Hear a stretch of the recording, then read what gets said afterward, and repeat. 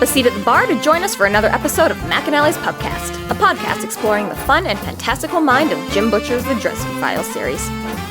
Host Tanzan, Maggie, and me bring you another round of literary analysis on this immense, immersive, and colorful environment inhabited by Harry Dresden, the world's only licensed private investigator and professional wizard. Join an active and engaged community of new and die-hard dedicated fans focused on the fabulous themes, theories, characters, context, lore, and more. This is McAnally's Dresden Files Pubcast by Free Flow Rambling. Conjure by it at your own risk.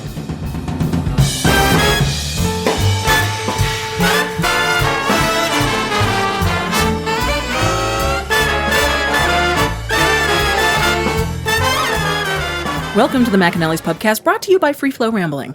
This is episode 10.10, Donuts Are Not Breakfast Foods, where we are covering the novel Death Masks. My name is Tanzan, and I'm joined by Maggie. Hello, hello. And Jess. I miss donuts. Donuts. I haven't found a gluten-free donut yet. Oh, That's worth it, because I'm sure you found lots. I haven't found any yet. like- I've seen lots of candies and snacks that are gluten-free, but I've yet to come across a donut yet. I like I thought you- Dutchies. Oh, my sister makes gluten-free donuts. Yeah, I forgot that was her job. I was like,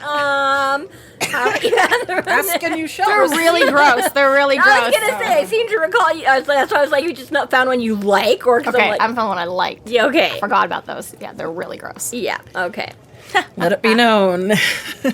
It's not that her donuts are gross. It's the company she works for that she didn't make them gross. Come on, their She's donuts are supposed to be glutinous. If you make a gluten-free, keto-free, vegan, soy-based product donut shop in BC, you suck.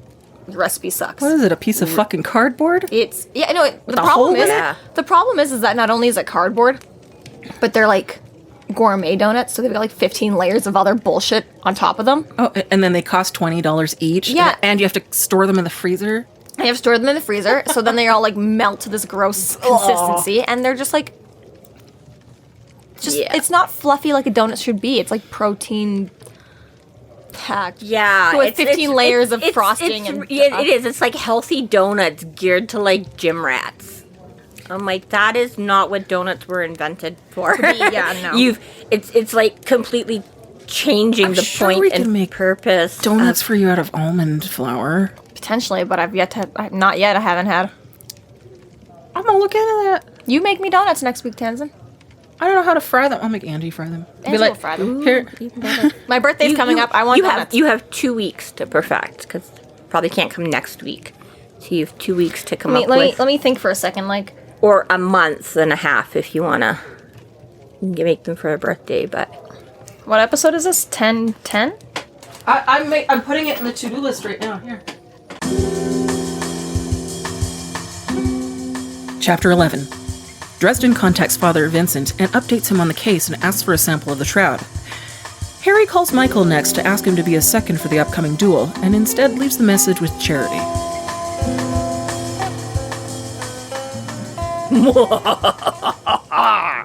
We'll see. So I don't know if he so much calls him to update him as so much to tell him he has nothing to update him on yet. It's like, I have a lead. What? So I'm agreeing with you. Like, this whole conversation was a little bit pointless because it's like he gets through it and he's like, "I've got a lead. I'm gonna go do this. And by the way, Hey, I'm still thinking about you, buddy. Yeah. I haven't forgot about you. I'm coming back for you. I'm coming back for you." I know you gave me money. Yeah, I'm right. still working on your case. Don't worry. But yeah, exactly. It is a little bit. And I mean, you get it's whatever kind of a thing because he's like. But as far as Father Vincent's concerned, like, he only just ditched the guy. He went to his hotel room late. Well, I mean, okay, the timeline was a little bit weird. We were like, he was like at the show like mid-afternoon, and went straight to Father Vincent's. We already had talked about this a couple episodes back. Yeah. But for whatever reason, he gets to the hospital late.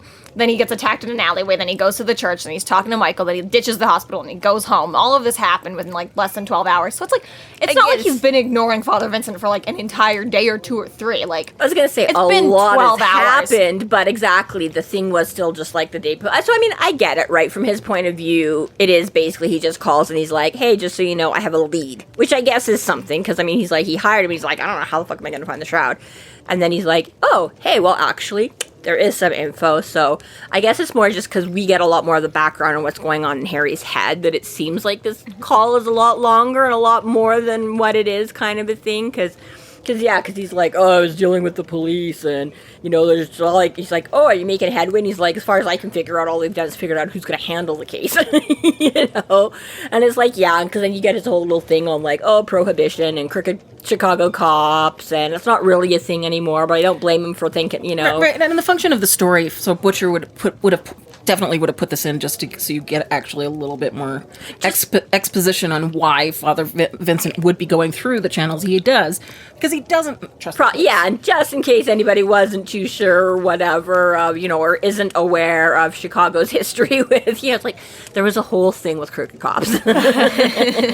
You know, so, but yeah, exactly, right? I'd just like to say, too, we were looking for ideas for Cubs, and like this week's was one of the ones we didn't really, because stuff moved and changed. So then we're like, so he's like, if anybody's got any ideas, and I was like, sure, we could discuss like gangsters in like the 20s or 30s, and you know, we have like an engineer as one of our things. I'm like, I'm sure he can figure out a way, or at least find a template if he doesn't know how to make like a bunch of like little Tommy guns out of like popsicle sticks and gin stills. Oh, I should have said that. Might have sold it. Distillery, like that's some science there, man. That's some. You're and right. Once the apocalypse hits, I should have gone with what the prohibition was doing, not just because I was like, the kids can test them. We can just like have different cubs like line up against the wall, and they can like test out their little like. So I was like, maybe we can get them to shoot like little wads of construction paper or something out of these little like popsicle stick like Tommy guns or whatever. And sadly, this straight for the violence she goes. Well, yeah. Apparently, they were like, I don't think I want to explain like the St. Valentine's Day massacre to parents like the next day. So they totally shot down my idea. I know, but I'm like, see, it's educational. You need to know where like crooked. So I was gonna say we could throw in the connection between Canada and Prohibition and Al Capone. Because Canada was like, hey, no, we'll send you booze. Yeah. Well, do you know about like our very specific like our Saskatchewan connection? No, do tell us. Jaw thing. Yeah, in Moose Jaw, Saskatchewan. Yes, folks, it's a real place. Actually, you know it's a real place because our like one and only remote episode, I was calling in from Moose Jaw, Saskatchewan. She was, you know, there in Moose Jaw, Saskatchewan. Yeah, you said it a lot of times on that episode. I probably did, because, I don't know, it was a thing at the time. And the one thing I did not get to do while I was there is go check out the underground tunnels that are in Moose Jaw, Saskatchewan, through which Al Capone moved illegal alcohol. It was smuggled through these underground tunnels. Which is a shame it wasn't done in Regina. From southern-ish Saskatchewan. Yeah, so you can't make any Regina jokes. But yeah, that all got shot down, so I'm telling you, but I wish. I totally probably could have sold it with the gin stills. That would have been way more fun. When we're done recording, remind me, I gotta tell you guys about what happened to Project Argo that was most recently discovered. Okay. It's pretty fucking insane. Very annoyed about it. Is this going to be another like thing that makes me cry? Like, no, we're a little behind on bonus stuff. If you want to just tell us now, we're already in a. Okay, well, there's this like the Iranian, what was it called? The Iranian hostage situation, right? Hostage crisis, yeah. And so, obviously, a bunch of journalists and such, they all got held captive and they were being held hostage, and there was this big problem or whatever like that, and it was, credited that Canadians were the ones who came up with the plan, and they went and they rescued them by creating fake passports for them, smuggling them out of the country and getting them back to Canada, right? Came out a couple weeks ago, the Canadian Minister of Defense, whatever the fuck he was, who was in charge of that project and saw it through, was a CIA plant from America. Had been stationed in Canada for like 40 years before that happened, and Canada got the credit for it at the time, but now that he's died, they're like, by the way, that we actually rescued our own guys, and that wasn't you guys. That's not fair, though. If he was a plant for, 40 years, dude, you're Canadian now. Right? Right. But yeah, Canada's been at that point. But Canada was credited with for saving them for, ever, and just a couple weeks ago we found out it was just a movie about that not long ago. They did the whole Argo thing. Aw. Right? Wasn't even us. It was Americans save their own asses again. Well, you know what? And I was like, wow, way to give Canada the win for 40 years, and then you're like, by the way, go fuck yourselves. Yeah, right? We're taking that one back. Thanks for the assist, but you didn't do shit. Which you didn't do. You say again, I'm like, I'm pretty sure we've, have rescued there. To be fair, times. Canada has never lost a war they've ever entered. Yeah. So it's like, we've got a good history of helping America out. However, Including against the states. Burn, Washington, burn! I don't know if this is true or not, but it's apparently like they don't teach the War of 1812 in their schools. Don't really. I was like, they don't know about that. I have like one of my friends in the States. She actually would laugh about that because she's like, they don't. I only know this because I was a history major. Yeah. And I know about that, and it's the funniest thing ever. Yeah. Because of course the United States would be like, yeah, no, that didn't happen. Yeah. We just don't. We just, We don't talk That's about that's that. not relevant. That's not important. We're like, well, the Canadians get drunk on beer, burn the White House, and then fuck out. They're like, showed ya, bitches, and then fucked off. In our defense, they Canadian wouldn't have beer had is still way better. wouldn't have had the White House if we didn't burn down the first one. There you Their go. first one wasn't as impressive, okay? We forced their hand to make a cool one. Design challenge accepted. No, Exactly. it's way too pretty. You don't want to burn this one down now, right? This one's more aesthetically Well, clearly pleasing. we agreed. We call it We an did it, Oval Office. So many great things will happen here. Right. Trump will let some Russian spies in for a nice quick chat. One day. For a 100 years in the future. few other scandals 200 will years in the happen in future. that office, but Yeah, that's so funny. that's okay. Actually, there's all kinds of things that everyone tries to credit Americans with. That really we were responsible. So I guess if we have Basketball. Baseball. Great. Baseball really was them, but basketball was us. Yeah. Superman. Yes. Hawaiian pizza. Yeah, which they definitely. Ginger beef? They're like, we don't want Hawaiian pizza. You can have it. Yeah, ginger beef is a Calgary invention. Same with the Caesar. Yep. Shafts. Yes. Yeah. The shaft is kind of, there's a fight whether Victoria or Calgary created it. What's that? Like the character shaft. It's like cold brew, vodka, drink. A drink. Oh, okay. But Victoria and Calgary fight about who created it. Oh well, there you go. Still Canadian either way, though. Right. California. We roll. didn't create California. Oh, California rolls. The California rolls. Yes. Also not. Yep. Uber. Is it? The guy who created Uber was Calgarian. Really? Which is why it's very funny that Nenshi wouldn't let Uber come to Calgary when they first started. 'Cause he was like, you're going to ruin our taxi business. And then eventually he was like, I'm Nobody Calgarian. wants to take the cab business anyway. Yeah. Like, if there's competition for it, then there's a reason that, or like if it's going to kill it, then there's probably a reason it's going to. You want to know what's actually very funny about that? Is that if you get a taxi and they drive past the guy who created Uber's house, his parents' house, he points out, he's like, the guy who created Uber, his mom lives there. Really? That's how I found out. The taxi driver's like, just so you know, his mom lives there. And you're like, oh, I won't tell them about how I take an Uber every other time, and I just couldn't get one today, so I'm in a taxi. Exactly. I hate Oh, I taxis. hate that guy. I hate taxis in this city. Yeah. They tell you not to, as a child, not to get into cars with strangers, but now I know. you call up a stranger and get into their car. Constantly. To be fair, lots of people get kidnapped still through Uber, so, our parents weren't wrong. Yeah, this is why. It's just worth the risk rather than taking taxi there's a in the lot city. of things like I want my kids to share with me. I do want to be involved. I do want to think that we have a good enough relationship that they'll tell me. And then there's things like this where it's just I really am happier. Hey, those guys in New Brunswick got kidnapped by a taxi guy, so it doesn't matter. Any vehicle could be a kidnapper, okay? It does. No, No, police. It does. There has Yeah, been that people also, who yeah, posed police. as police. Okay, posed as. I was going to say, don't No. tell me about like police. No, during the pandemic, an actual police officer kidnapped a woman, so that was a whole thing. Yeah. See, Well, there was another guy that dressed up in a uniform and stole a Cop car. cop car Cop car, and was yeah. pulling people over until he pulled over an actual cop and was Yep. like, oh, fuck. Yes, yep. I do remember hearing about some of that. No, I know there is, but like I say, it's just those things where you just don't want to dwell on them too much about, your kids and things being out in the world. It's like, yeah, I know you can. It's 11 o'clock. Do you know where your children are? No. Thank God, no. And please do not I tell don't me. fucking want to know. Speaking of Caesars and kids, though, I almost royally disappointed my other daughter because, like, last weekend or the weekend before, yeah, it must have been a couple weeks ago because I think it was coming back from here or something like that. And she asked to grab Caesar, and I was like, I thought she was asking for like Little Caesars or something like that, and I was like, oh, I guess I can bring home. But I missed because I said something. I was like, I guess I can bring home Little Here's Caesars. a pizza. If I got your breadsticks. yeah, pretty No. much, right? Because I was like, well, they need to like be vacuumed or something like that. So for sure, if you vacuum, I'll bring home. And I missed the immediate comment where she was like, that's not what I want, so like forget it or whatever. And then she brought it up again later, like I said, I was on my way home or something, and I was like, yeah, what do you want, like crazy? Because that's my favorite part of Little Caesars is definitely the crazy bread. And she's like, I don't want little. And I'm like, but you asked. And I'm like, oh, that's just a Caesars. I'm like, you want me to bring you home drinks? She's like, yes. And I'm like, oh. I was like, that could have been really bad if I had. Because I was like, why is she getting all pissy with me? Like, normally she's happy about, like, crazy bread and whatever, too, right? But I'm like, yeah, I guess there's a big difference between getting, like, a cheap pizza or, like, an alcoholic beverage. So I had to go find a 6-pack of pre-made Caesars.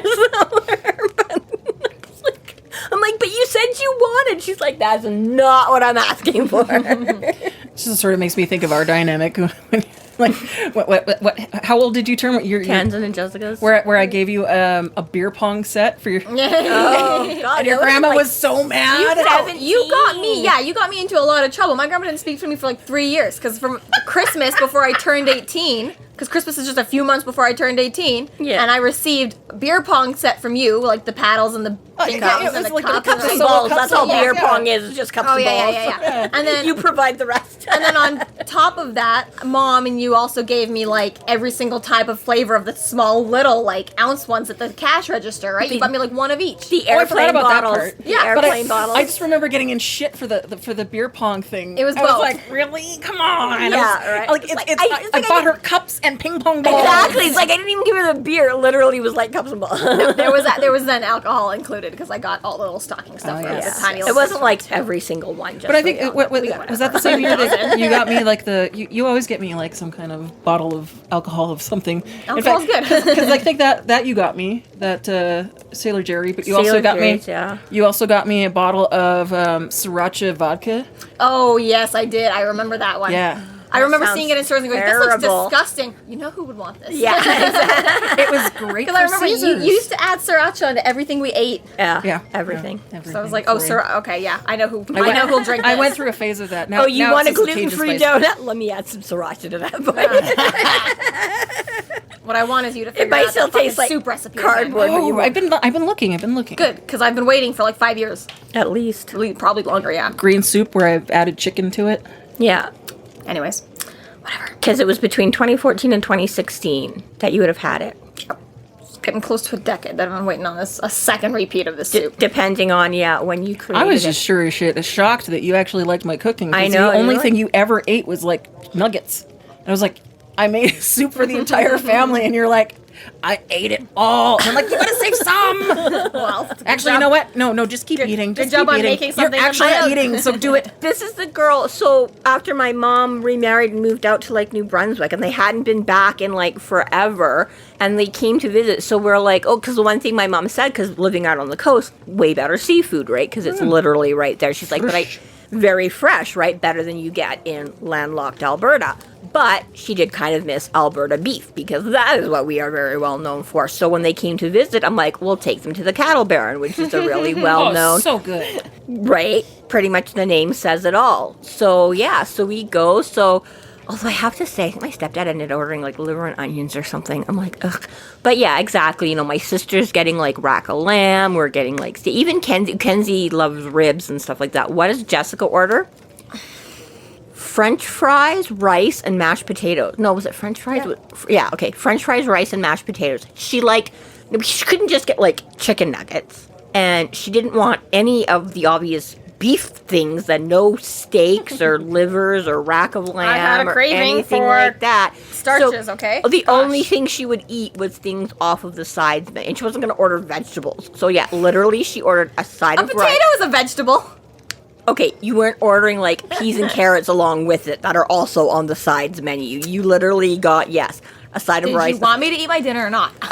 You know what? At the one hand, I was like, sure, your $5 each sides are better than a $30 steak that you own, but it was just... I'm just going to grab another. We haven't even started the episode. Yeah. It was just like...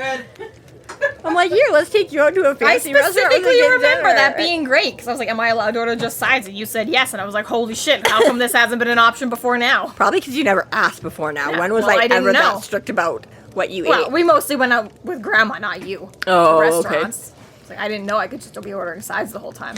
Yeah, because exactly right. I'm like, I'm not going to pay for a fucking $30 steak you're not going to eat.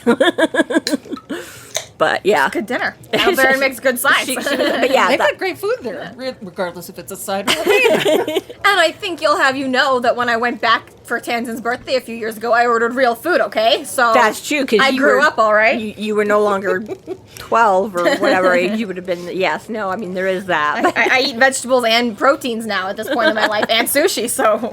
Because I have to. It was I slow can't eat steps, but we anything. got you there. Gary, I know this working in a kitchen thing has been weird, because she was, like literally, even at home, she, like, there was so many things she was picky about, and yeah, if you went out anywhere, all she would eat was, like, chicken fingers and fries. Didn't matter where you went, as long as there was something that was, or the very close equivalent to chicken fingers, that was what she ordered. Right. And now she Hence eats my things surprise that with, I you know, don't eat, or that I Kale, wouldn't spinach, try. and chicken. What? Yeah. Spent a decade working in kitchens. Kind of Uh, forced to eat stuff. Yeah, they finally made her have to start try things and do things. Oh, no, that's good. You know what I find is really funny? I was thinking about this yesterday when we went through the SATE thing. So it's like all through like high school and everything like that, Kinsey like her baking and her cooking, and she took like kitchen arts or whatever the fuck it was called when she went through like culinary, thank you. And then came out and was like, and this sucks, and now she wants to go like become a mechanic. And Jessica took like mechanics through high school and like now works in a kitchen. I was like, what the fuck? Just would not have seen Nothing like high school to turn you off of something. or real life, if the case may be. Whichever. It was like, it was fine in high school. The real life job sucked, Yeah. but alrighty. Anyways, chapter 11. Yeah. Oh yeah, we started with She wanted bonus content. She got bonus content. It's Tanzen's fault. It's all good. But technically, we already talked about his phone call and why he's So talking. the point is, though, is that when he called Vincent, and then he makes this whole point of being like, oh, yeah, and it'd be really cool if you could get me, like, a piece of the Shroud, original Shroud. Like, I know they tested on it in the 70s to see, like, if it really touched Jesus Christ, and obviously those tests came back inconclusive, because no shit, they would have come back inconclusive. I could have told you that back in the 70s. However... whatever. He was like, I know you guys have, like, samples of it around. Like, do you think you could get your hands on one? And Father Vincent's like, no problem. I'm super cool, super high up. I'll get whatever the fuck I want.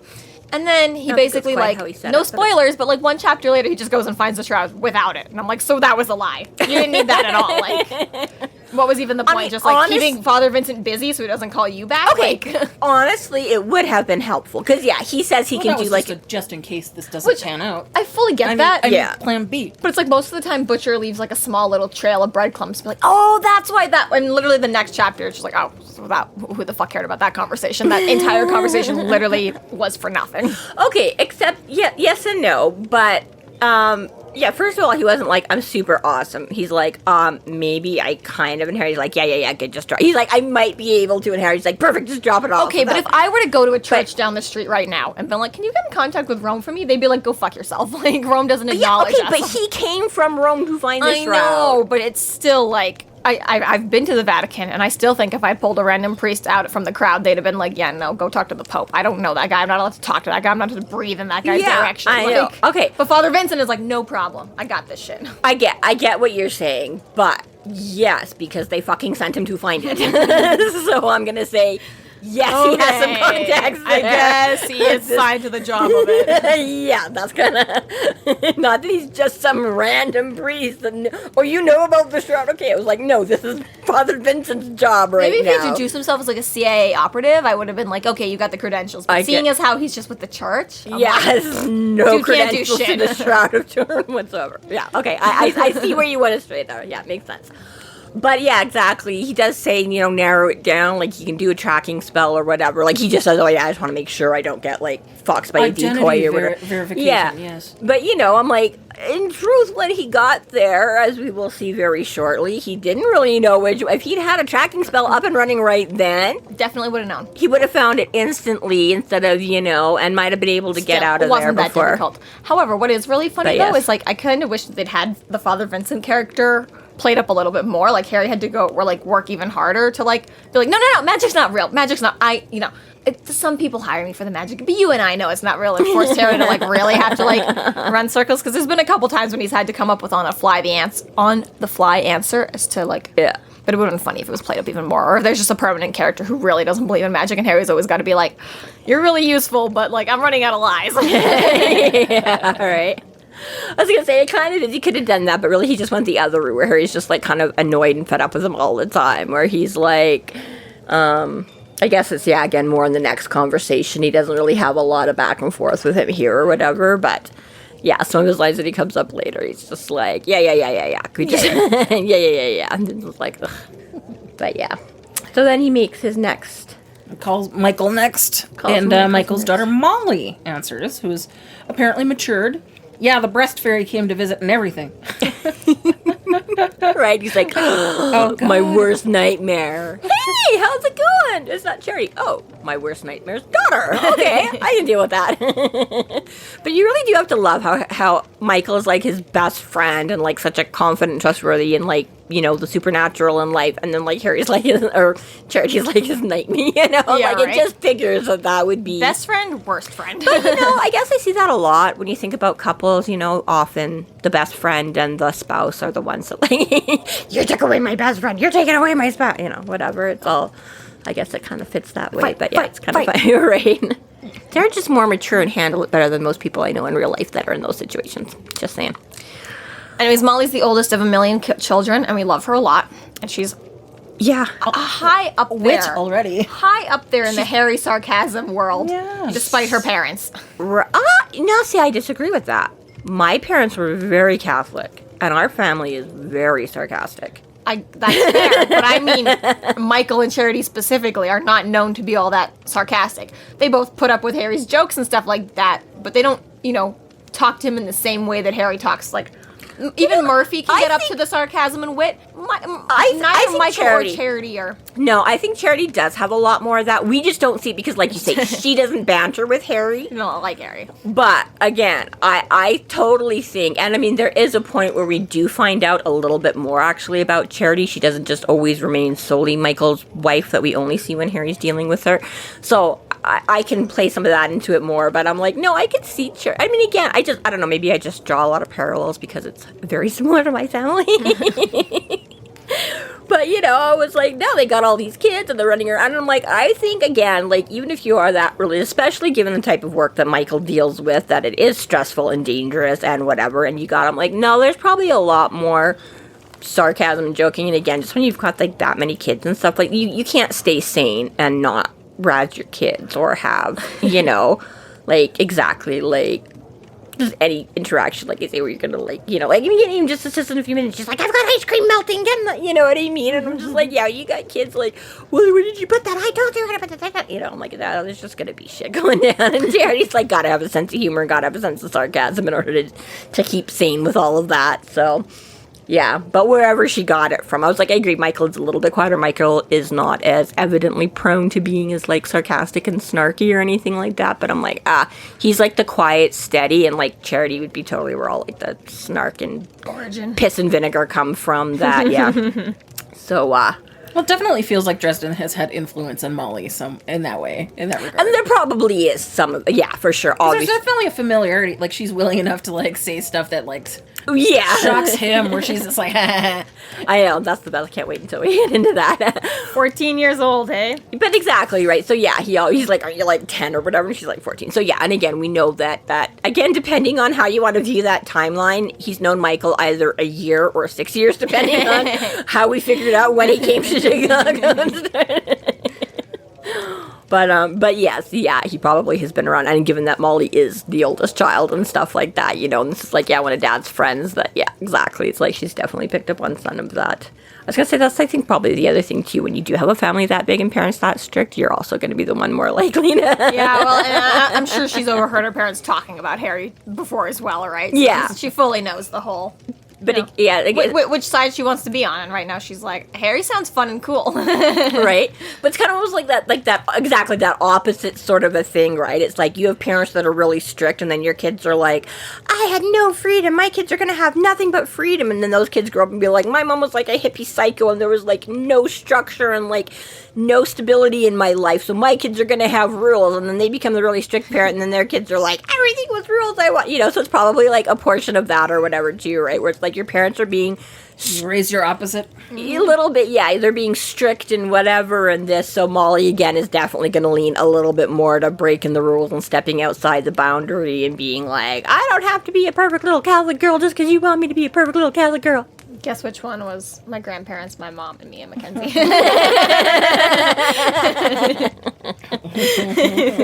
I was gonna keep my mouth shut. But... Draw your own conclusions. But regardless, anyways, yes, a very cute exchange where she's all like, "Oh no, it's Molly. Did you want to talk to Mom? Is your dad home? Check. You don't want to talk to Mom. I never said that." I gotta say, I did think it was really quite funny that Dresden at first took her breast comment, like the breast fairy. Yes, that too. Quite like literal. He's like, which one would it? Who does that? So, yeah, some might find it significant that I had to stop for a second. Yeah, significant that you're dumb. Was that Maeve? Yeah, right. Maeve would totally be the breast fairy. Right. And then Molly goes off to go and find Dad, and then somebody else picks up the phone and is like, hello? Hello? I love his description. So here's like the bump and thump, or like the rattle of like the phone falling or whatever. He's like, and then he just hears like some loud and squishy breathing. I'm like, that is gross. Yeah, it's so gross. And yet I'm like, it's so very accurate. If you've ever had like a baby pick up the phone and breathe into it or chew on it or I'm like, really? I can see like a little like 2-year-old less Harry. 1-year-old. Yeah, but it was like that is both the best and the worst description ever. Squishy breathing. Yeah, Which is fair Always because like slobbery and that would have drooly been and like Harry's snotty. son probably was about like a small squishy little baby when this book came out, right? Like Butcher's I was like, son, Harry's son? Yeah, you said Butcher's son. I'm like, yeah. So, so of course then, regardless, he ends up at Charity anyways, because Right. she finds her kid gnawing on the phone or whatever. the fact that he doesn't respond right away and he's I know, like, he's like, "Maybe I just pretend I'm I not just here." pretend like nobody's here. Such a child. I know. So then she's like, what do you want? So he's like, I need to talk to him. She's like, they told you to stay out of this. He's like, it's not about that. I just need to talk to Michael. I have a different problem, I have a Charity. different, Gosh. yeah, she's like, oh, no kidding. I swear they had a little bit of a reprieve from one another. It's kind of just like, wow, 2 steps backwards. What happened? How did you piss her off again? Right? Thanks for saving my life. But you know what? It's your fault I almost got killed in the first place, so. Just imagine though Michael coming home and like takes the hat off of his head and he puts it against his chest and he's like, Charity, I got a prophecy about Dresden. She's like, God damn it. I gotta talk to that asshole again. Like, He's back. It's popping up. yeah, right? Fuck. But like Mike was just like, oh, forget Harry's about to be murdered. My wife's gonna be so mad that I gotta go talk to Harry. Right. I know, she's like, figures something that would be like so like important that it requires like all 3 of the nights and you just like happen to pop up and he's like, actually it's not about that. She's like, of course, because that's so important and dangerous and of course you'd be calling to distract him about something else. And he's like, fuck. You know? So yeah, so then she's like, okay, he's not here, like, I'll take a message. And even that, it's like, first she like pauses and like, do I just pretend there's nobody on the phone? And I've been like, do I actually give her the real message? And I kind of... Well, Molly comes on and tells him that he's out for donuts. Yeah. And just for the record, people, donuts are not breakfast foods. I think I would disagree. Isn't that exactly what donuts are, actually? No! This is the main food from coffee shops. Gross. Yeah. You don't like donuts? Not for breakfast. Gross. No. You're Timbits for How did I not know this about you after like That's a what decade? I named the whole episode. I know, I get that, and I was like, I can get the joke, but in reality, I'm like, no, I totally disagree. I'm like, that's like a charity thing. Okay. Charity would be like donuts for Donuts are an breakfast. all around time thing, and especially in Canada in general. It is not necessarily, and in the States, it is just like breakfasty things. I was like, when I went there for and saw somebody buy donuts for breakfast, I was like, what?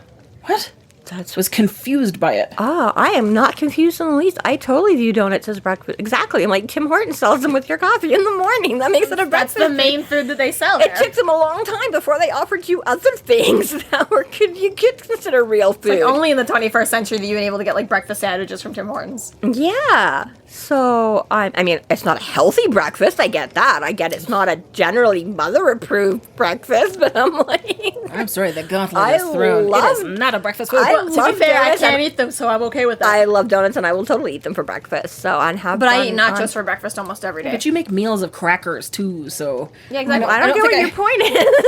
I don't think you have much of a leg to stand on. First thing we do at work every day is start frying tortilla chips for the nachos for the day. Yeah. That's what we all eat for the first like hour of work every day. Right? See? I'm like, really, breakfast is whatever you eat first thing in the morning, in my opinion. It could be ice cream, it could be gummy bears. I'm not saying these have been choices I've made, but they could be. Does the popsicle I had on the way out the door today not count as breakfast all of a sudden? I found a whole entire article on how Tim Hortons had, like, when they came out, had I don't want to know. popularized, and they spelled this. They changed the spelling of how donut is spelled because it's spelled differently in Canada. Well, you spell it as dough or just D-O? D-O-N-U-T-S. Like, so. Yeah, as opposed to D-O-U-G-H. Like dough. Not Donuts. It's like Play-Doh. But like they really changed how it was served, and like it's just like sort of an all around coffee shop sort of thing. Tim Hortons revolutionized. They did change it. Yeah. But yeah, maybe at some point it wasn't. But I'm like, again, there's all kinds of, I'm like, there's like breakfast pastries are a thing. You have strudels and turnovers. I just found out, like, though, that like America does like, Krispy Kreme does like a free donut every time their light turns on or something. It's just like an angel getting their wings every time a bell rings. Yeah, it's like a every time you turn a light. Can you explain what that means? You turn a light off. What light? I don't know what it looks like. I don't know what it is. All I know is that there's apparently like a light in or around or on the sign or maybe indoors or at the drive-thru. I'm not sure. Like every Krispy Kreme? I don't know. I don't know. I just know that somewhere in the vicinity of a Krispy Kreme there's a light, and when the light is on, donuts are free. Okay. I don't know how often the light goes on. You're going to entice us with little tidbits like this. You have to come better informed. That's all I know. You can't just That's tell all us I know. that they're free donuts and then not explain how. The Americans can explain it. That's as much information as I have. Okay, I just found out 7-Eleven has a free slice of pizza day. Yeah, well, we did. It was a couple days ago. Sorry you missed it. That was like my house was clean yesterday. Sorry you missed it. It was for I National did Pizza not Day. get a slice of pizza, but Angie did. Oh, well, sorry. She's like, guess what? You should have gone to them. Like, oh, I didn't want to go outside. I was like, Oh, no, well, then no free pizza for you. I was going to say that's totally your fault because there's a 7-Eleven very close to you. You could have made that happen. I was in bed. Meh. You just didn't want like, to be do I get that dressed and walk See, across there's the street? there's Screw free that. Slurpee Day or whatever. But yeah, I don't think I knew about free pizza day. I mean, to be fair, like, if she had your membership number, she could have got it for you. Because we did not care about the people. Every store just had to hit a certain target. Oh. So it was like every membership number got a free slice of pizza. So if she just typed in like 7 different ones, they would have been fine with that because they would have got their numbers. Here's a full fucking pizza as long as you have all the numbers. Exactly. Sweet. Like that. People ask me, they're like, if I've got my like roommate's number too, I was like, sure. As long as I'm supposed to sell like What this happens- many in my shift. Which is fine, but what happens if your roommate shows up later to be like, hey, it's like, oh, it was already claimed. I wouldn't give a shit. You wouldn't give a shit, but that poor guy might be out his pizza if it's... Take it up with your roommate, motherfucker. authorization to... Take it up with your roommate.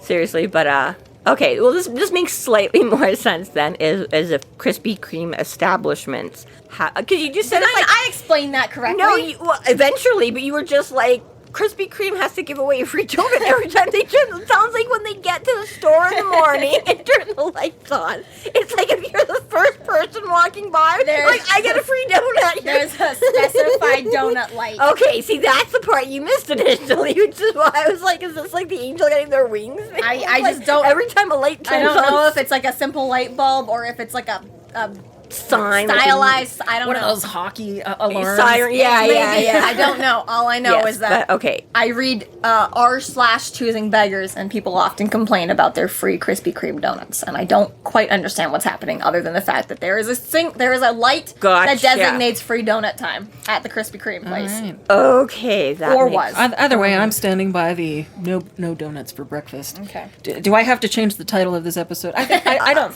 Yeah, I don't think you have to change it. Well, you know, I think it's going to be a discussion later. We about are not afraid to address controversial issues on this podcast. I thought you two would be with me, though. No, I thought you were doing it for like the novelty fun factor.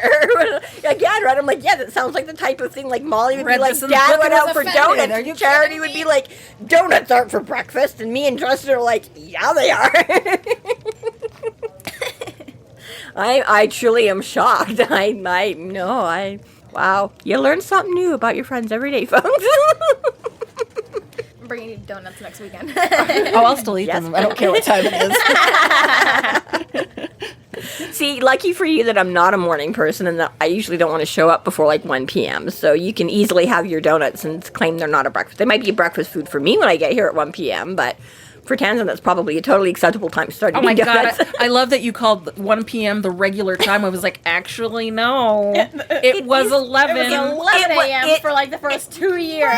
Since when? Since The New Year. since I don't live 10 minutes down the road from you anymore. It was the regular time when I could get up at 9 and still be here at 11. It wasn't until you moved out of Jerry's until That's you when it started. became 1. Yeah, It was- that's when it became it because you were working around his schedule. You had because to escape it Jerry in annoyed the morning. him. There were, okay, some of that, but no. It became... You had to be home by dinner there- time. Yes. So you had I to be know. out There's early. I feel like it's disrupted not his just schedule. then. I feel like there was other times we made a later one.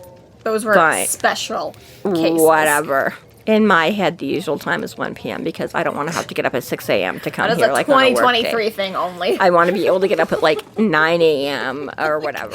We did it 4 times in a row. Now it's regular. Yeah, right? Hey, it takes 3 weeks to make a habit. We only And for come those every of you couple who of are weeks, so if it's listening been to the 4 bonus times, period, that's like... I would be scheduled for 1, and we wouldn't get started because she wouldn't be here until 2, at least. Only sometimes. Okay, that one weekend there ended up being a lot When going this job on. I'm starts really paying sorry. hourly out there. Right. It's our Patreon's fault. If you want me to show up on time, you'll need to get more subscribers on here. We'll get a We're studio. going to start logging 50%. everybody's hours now. Oh, good. Right. Ugh. No, You people no, are the don't do worst. that. First you tell me the donuts on breakfast food, now you tell me that like 1 p.m. is not the regular. Like, I'm done. I'm out, folks. Like, So Molly appears back on the phone to be like, Dad's gone or whatever like that, and then she hears Charity. And oh, you said Somali. I didn't realize what you sound like you said Somalia. And I'm like, are we doing pirates now? Yeah. And then That's gonna Molly realizes that they got busted anyways. Yeah, because she picks up the extension out in the garage or whatever. She went looking for that.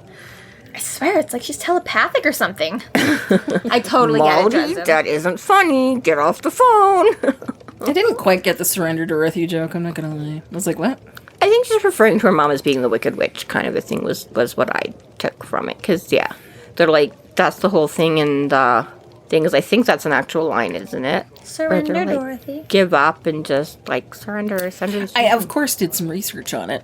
Okay. And there is actually a thing of graffiti that has gone on. It's been referenced in Martin Scorsese's 1985 film and After Hours. Mm-hmm. In that film, interestingly, Marcy, Rosanna Arquette's character, relates to her former husband who had screamed the phrase during sex. That's weird. Which makes me think, Butcher, what you trying to say here, buddy? I still think it's Wizard of Oz, right? 'Cause, Oh, I'm like, sure it the is, whole but- sky says, like, surrender Dorothy in the clouds, right? So it's like... Does it? I guess, does it? Yeah. I don't remember that being a thing in the clouds. Yeah. She's like, Did surrender you- Dorothy, it's in the sky. Did you dream that again? I don't... I just didn't know if there was don't another remember- I- significant cultural reference to it. Admittedly, I don't like Wizard of Oz, so I'm never going to watch it again. So I only have 25 but- years old memories. Which is sad, considering you're only coming up on 96. And I definitely didn't show it to you before your first birthday. That was the only time. Surrender Dorothy is a famous special effect used in the 1939 film The Wizard of Oz, where the Wicked Witch of the West flies on her broomstick to write the 2-word phrase across the sky. It's written on a piece of glass. Okay, yes, I do. She flew on her broom to do it. Okay, yes. All right. I honestly had forgotten about that part, because I was like, I don't remember any, like, skywriting in. But yeah, okay, I kind of remember her flying around on her broom now, too. So, yeah, I think it's just resistance is futile, kind of, my mom's the wicked That's funny. witch, don't... The only part that made it into the film was Surrender Dorothy, but the rest of the message that was originally filmed, or like special effects, was Surrender Dorothy or die, signed WWW. That's hilarious. That is better. Like, I'm not even pretending. I call myself the Wicked Witch of the West. Also, a precursor to Disney, or whoever that was at the time. You missed out big time. Because you totally could have trademarked that whole WWW thing before. Then you're like, I'm sorry, you can't call it the World Wide Web because we already have WWW in the Wizard of Oz. Yeah. Either way, Charity tells Molly to get off the phone. Yeah. She makes her quip. Of course she does. Gets to school.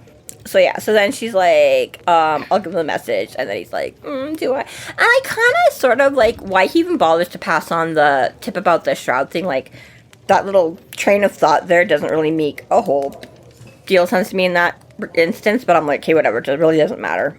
Basically, yeah, the whole point is like, do I trust her to give her a message? Like, so he finally does, and yeah, she's like, bad things are gonna happen, and he's like, to who? And he's like, to me. And he's like, there was nothing significant about that pause. Like, she's not gonna not pass on my message or like give it to him late, right? but ultimately he's like, well, okay, Charity's not like a cheat and a liar kind of a thing, so I'm sure it'll be fine. But yeah, so it's a little bit like, who are the bad things gonna happen to? Yeah, sure, I'll tell him. Shoot, I'd hate for that to happen. Right? I will get right on that, Mr. Dresden. Oh, Just enough to make him super paranoid. Mm-hmm. Oh, shit. Right? I'm not worried. Not one bit. Not at all. Mister's like, yeah, you're fine. Actually, I like that just because that's where he's like, he starts talking to the cat, and he's like, Mister just gives him a look, and he's like, distant focus in his eyes, and he's like, or maybe that's just the look he got when his brainwaves flatlined. Either way. Either or. I guess. I feel like Storm has kind of looked at me a couple of times. I don't know if it's just because, when I saw Tansen's cat come by earlier, she definitely had that blank, bleary, like, I just woke up or I'm really stoned kind of, my brainwaves might be flatlining.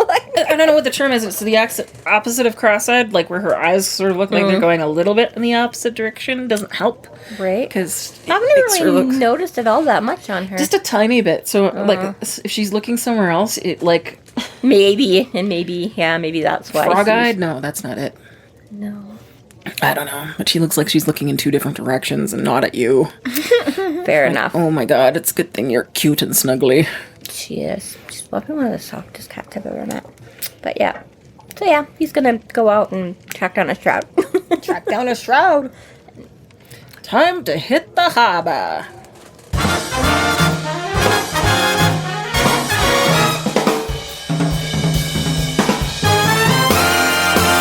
Thank you to our Patreon subscribers for your generous support. It's people like you who help us do what we do. If you're not yet a Patreon subscriber, sign up today and get a fuck ton of bonus content, kick-ass merch, behind-the-scenes outtakes, and more. Sign up today at patreon.com/freeflowrambling. Chapter 12. Dresden makes his way to Burnham Harbor and finds the Etranger. Inside the boat, he finds a lone woman who gets in the shower. Harry takes advantage of this distraction and searches the cabin, and finds the Shroud, but is quickly ambushed and detained by a second woman. It's really good, like Canadian French training, when it's like every time you say a French word comes up in the middle of a sentence, you're suddenly just like, accent, okay, moving on. It's just funny, it's like all of us, it's always like the accent is so easily for like one word and then instantly turn it off, get rid of it, it didn't even happen. Right? Nope, not there. Let's just leave it That's my there. singing training right there. Finds Etranger. I can't speak any French, but I'm gonna make you think I can. Right?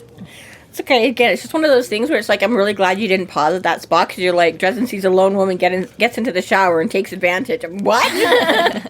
Of her being gone. Okay. Dresden, you dirty dog, you. Although he really is a little bit, because he does make a whole big thing about, like, I wasn't being a peeping Tom. I was just being all professional investigatory. He Not purposely my makes fault. it so much worse. Professionalism in action. So much. Yes. Yeah. Okay, Dresden. At least he makes fun of himself for it. At least he does. Like, yeah, I'm a horny 20-year-old. But yeah, it's like, you know what? We probably could have glossed over some of it, but no. Yeah, you right? said You that. really drew that out for a You're while, like, Harry. I'm totally not spying on those beautiful curves and the fact that, yeah, it's like, okay. So he does go to the harbor, and he equates it to an Ocean Walmart parking lot, and he is not wrong. Like, I looked up a picture, I was like, oh god, it's atrocious. Yeah, It's no, I'm looking at that picture and like, ugly. Yeah. But to be fair, like, I don't imagine harbors, are built to be, scenic. I was going to say, in this day and age, again, basically, like, it's sort of funny because I think he's right. I think sort of subconsciously, I sort of do that a little bit too. Picture it the way he initially describes it. Like, when I first came, I just thought of, like, this big sort of bowl with, like, a few, like, say, the Boston Tea Party and stuff. You got a couple of ships and the whole... But, again, yeah, when you actually look at a modern day with all of the boats and ships, but, I'm like, it's kind of funny because, again... I am not at a harbor very frequently at all. Again, I live in landlocked Alberta. And even that way, I do not go to a lot of lakes. I do not own a boat. I do not have a lot of friends who invite me out on boats. So, not something I typically think about. Yes, I have been to the, you go to Vancouver or whatever and you see places where there's, but yeah, exactly. I'm like, it's kind of funny when you point it out. I'm like, I think I typically tend to think of a more open, not necessarily like no boats kind of, but yeah, exactly right. Like just much more scenic. Just much more scenic and not exactly like a parking lot with like 10,000 boats all lined up and parked at mooring spots along the way kind of a thing, you know? And the aerial picture, I put that in my notes for Patreon notes, but yeah, it like it's not attractive at all. No. This little puddle with a bunch of boats in it. Yeah, I'm just gonna say, I guess it's impressive at all, because they kind of did that, like you say, the whole go on the Fairyland thing. They had to go out through the marina to the end of the dock, right? So I'm like, okay, that's maybe not so bad, because he basically just had to find his way to the end of the dock, and he did kind of have the guiding stone thingy going for him there. But exactly, and like you say, when you look at something like that, how the fuck did you find this boat? Because he didn't stop in at the harbor mat. He didn't break in there first and look up the boat where it was docked. Not that he probably could have, because that's probably all on computer nowadays, and he, not like flipping through a book. But it's like, exactly, it's like, how do you go to a Walmart parking lot and find one car that you never Well, he seen certainly before? lucked out on it, because he's like, I found it almost right away. Yeah, I know. A smaller, older, well-cared ship with a Canadian flag. Those evil Canadians. Those evil Canadians. I don't know, maybe that's why he's just like, let's check the out-of-town ones first. Look for the foreign boats. Canada? There's like a foreign parking lot over here, for like... But yeah, it's just exactly, it's like, yeah, you got, because again, you had nothing to go on besides anything. Well, you had no tracking spell to track down the boat here, yeah. Another thing, too, is that most places like that, like, it's not like a coming and going. Like, you've got the exact same spot forever. People buy out their spots, well, for yeah, you like long periods of time, yeah, like right? RV rentals and stuff. It's like that's where your boat that's where your goes. boat lives, right? Well, it's not like a license plate. It actually, most boats actually have the name written on the do. side. I get that, but I mean, again, like looking at that picture you looked up, if you just had to show up at the harbor and then go find a boat, Yeah, it's not going to happen. what aisle do you have to go walk through that whole thing finding? As the people on the boat, it'd be like, where do you find a parking spot for your foreign boat? Like, which means the boat is probably already... well, okay. Why foreign? Okay. It's in a visitor spot. I was just, I was going to say, I'm sure there is a thing, because obviously when people do sail around and stuff like that, so there's probably a thing, I would think, when you're coming in where you do, like, contact the harbor master thing or something, and they probably tell you that you can go to slip 7, because exactly, the ones that are actually bought or rented or whatever by the people that, like, dock their boats there. But there must be, like, a thing for when you come in, and then they probably are like, go to this one, and you're like, okay, and that's where you go and tie up for the day or whatever. I don't know. I'm not a boat person, but I would feel like you'd get directed to a spot or something. Right. Just drive around the marina. Either way, you he find lucked it. out. He did find it right away. Yeah, whichever way he found it. He is armed with his usual magical arsenal, but this time he brings along pepper spray. Legal reasons, for some reason, stop him this time. I'm not really sure why, because he's like, I can't carry it because it's a concealed weapon. The gun. I'm like, but that's never really stopped you before, so why now? It doesn't. You do hear about lots of times where he doesn't opt for the... Or like when he was with Father Vincent, he had it like in the trunk of the car until people were shooting at him, and then he was like, okay, I'll bring it with me. But even then, right, he's like, oh, can you just like hold it down so no one sees it?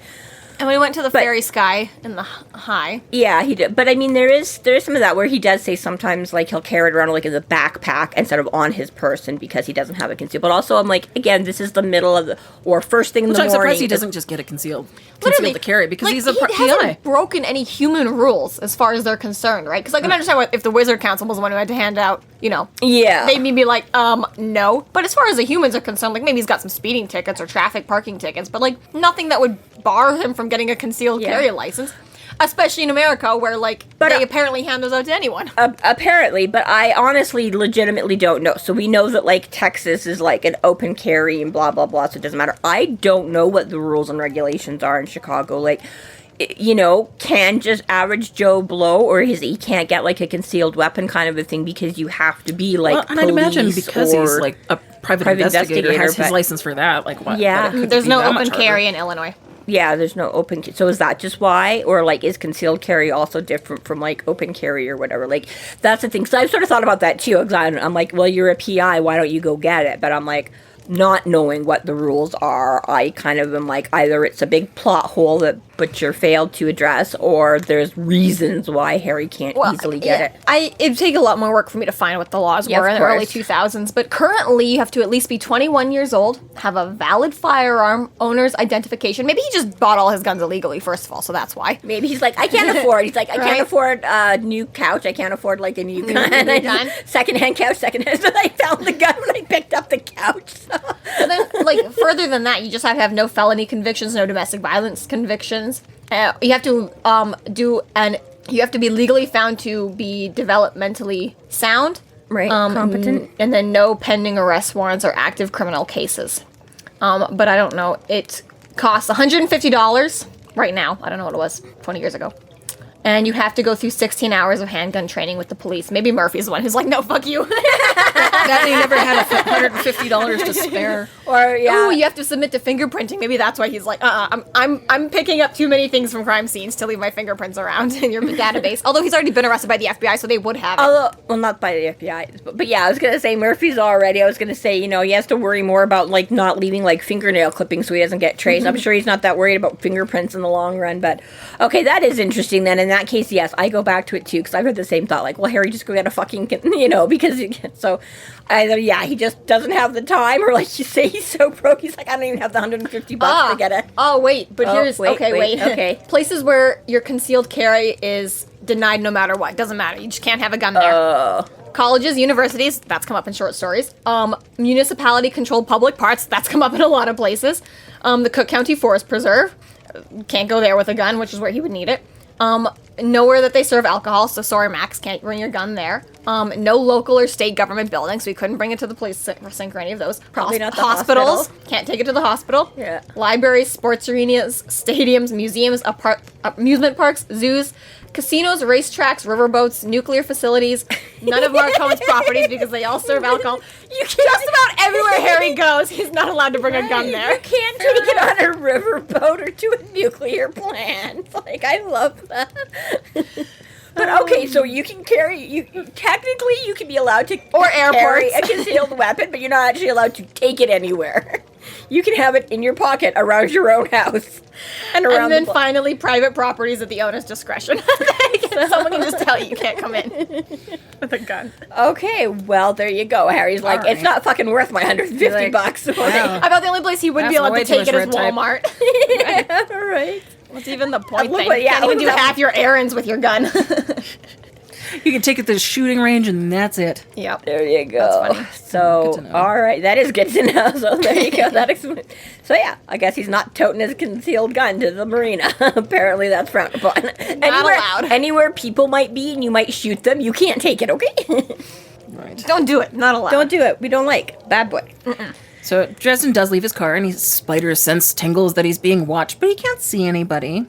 And like we said, he does stumble across the boat relatively quickly and easily, thank God. I guess it's not good for readers for us to read about how he's walking through the aisles for 4 hours looking at every boat. Right, up and down. Which I appreciate. But could have been one sentence, though. Could have been one sentence. But exactly, he could have said, I spent the next 4 hours looking for the boat. His day started at 7 a.m. What does he need to have wrapped up by 9?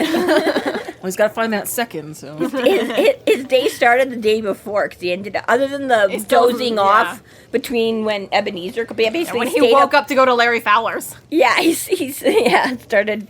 But he does find the boat, and he finds he like turns his ears on to listen with a capital L, and listens inside the boat, and hears a woman discussing prices. And then so he kind of takes a peek into the cabin and sees a woman with a cell phone, and she sort of just gets naked and gets into the shower. Mm-hmm. I watched a little more. I wasn't being a peeping Tom. This was professional. I noted that she had some intriguing curves. See? Professionalism in action. That's the part that makes it super weird, Harry. Yeah. That's the sentence that ruins your plausible deniability. Okay. Yep. Yes, that's exactly right. It's like... I was having a dirty curve moment. It was fun. We've all done it. You can't judge me. I have a license to stare, okay? Like... But yeah, like how he points out, like when he first gets this sort of tingly, like somebody's watching me, he's like, well, it's the middle of the day, so there can't be any vampires out. He's like, which doesn't rule out other things, but, you know, but then immediately either, you know, ADHD's out and, like, totally forgets about it, or because he's suddenly peeking at this woman who, yeah, has an interesting, which, again, she has a couple of good lines, too. She's like, you know, 'cause she's like, oh, it's going to be more, like, the job became more problematic or whatever, and then just, like, blah, blah, blah, and she's like, well, you want a tax return, you know? It's like, I guess, like, what are you going to do, right? Like, gee, I stole this thing for you, But, yeah, immediately gets, like, another phone call, and then, yeah, just, like, drops her robe kind of a thing, and immediately Harry's all like, oh, I'm fine, doesn't matter what my spidey sense is saying, doesn't matter. See, and I forgot about that until I went over my notes again. I was like, oh, he should have known. He should have just kept that in the back of his brain, but he didn't. He didn't. And he's like, oh, I'm naked lady, I don't care. Right, and that's probably the more obvious reason for why, and maybe why we get a little bit more of a perv moment there, is to, you know, give him a reason to forget that. But again, just the way it makes, he's like, he gets out of his car and does all this other stuff, and it's not really mentioned, you know, so it almost makes it feel like you'd forgotten about that, like, long before you even got to this point, you know, but whatever. It's just like it shakes his brain a little bit. Mm-hmm. But, yeah. So, yeah, he decides this is a good time to sneak, because might not get another opportunity. I don't know, whatever. Yeah, exactly. It's like, I saw the potential for a flash of boob, or maybe just a flash of back or something, and immediately, like, all good sense goes out the window, and caution to the wind. He is honest about his weaknesses. He boards the boat. So we just look, and he finds two small refrigerators. Figures out one's a dummy with a Wait cabinet. a minute, that seems weird. Holding a metal strongbox. But then he's like, oh, this is too easy. Too obvious. These guys are, like, super smart. So he figures laundry, which pays actually out. is clever. Yeah. Yeah. I was going to say it is kind of like how he, you know, doesn't really know all that much about him, because he's never heard of these guys before Vincent came to him with that. So despite the fact that, you know, they are a well-known gang or whatever, Harry is not. But yeah, immediately he's like, well, they've never been caught, so they must be pretty smart. This seems like really obvious to have, like, this safe out here and the, you know. But I was like, honestly, on the other flip side too, I'm like, stashing what the laundry is, because you're right. Most people are not going to expect you to take this. Like, I don't really want to go priceless through these dirty knickers to figure out, you know, there's that. Who wants to dig through somebody else's dirty laundry and be exactly everybody else? Be like, well, no way you're going to take something like as priceless and delicate as that and, like, throw it in with the towel, you know, leave it out in the open in a laundry basket. That's just insanity. So yeah, he gets his all, like, patting himself on. Nice to see him being a real private investigator every now and again. Every now and again, yes, exactly. And with some, yeah, especially when he's all this stupid shit, like, but yeah. And then he's all, yeah, patting himself on the back and all like, damn, I'm good. And then immediately turns around and, like, stared on the barrel of the gun. Oh, hello. Damn, I'm good. Poop. Right. I love he says, he's like, it's just like a cheap gun, but even a cheap gun can kill you, you know? He's like, nothing, just Saturday night, or 38 Saturday night special or whatever, you know? And he's like, but... Right. So this woman in black fatigues with a gun, she tells him to put the package down, and when Harry starts to talk back, she pretty casually threatens him with death and dismemberment. I'm like, yeah, I'd be convinced too. Yeah, okay, all right. Yeah, no, thanks, I'm good. Fair enough, yeah. You got a point. Whatever you want, woman. Yeah. Well, and again, so, you know, he's like, well, what if I don't want? And she's like, oh, it's gonna have a dreary day. Like, and he's like, well, far be it from me to inconvenience a lady. She's like, oh, you're so dear. You know, it's just like, let me. And he still kind of tries, because he does do the, you know, he's like, holds it out to her, hoping that she'll, you know, he's like, I can't dodge a gun, but if she, you know, shows that she, and yeah, she's like, no. Professional. Yeah. So he's But like, well, professional as she is, she's a normie. She's a muggle. yes. Because she discovers the stick tied into the inside of his coat. Makes a joke about it. I love it. Pre-Neolithic. Or, Yeah. It's like, oh, well. But then he kind of throws them for a loop, because then the other one comes out, all dressed and ready, and he's like, oh, that was a lure. That second phone call wasn't a wrong number after all. Oh, yeah, that person, I felt like they were watching me. Totally tipped her off. Right. So he's all like, hi, Miss Garcia. And then they're like, wait, what? How do you know who? Which, I guess, in fairness, but at the same time, I'm like, he came onto your boat and went, like, straight for the Shroud. So chances are he probably knew something about who you were and why he was there. Right. Most people, maybe they want to rob your boat. A random thief is going to go for the watches and jewelry, not the laundry. It's going to go for the strong box that might have shit hidden in the fridge. Yeah, exactly, right. Well, and they also bring up Gaston. This is not Gaston. Yes. And he's like, yeah, about that.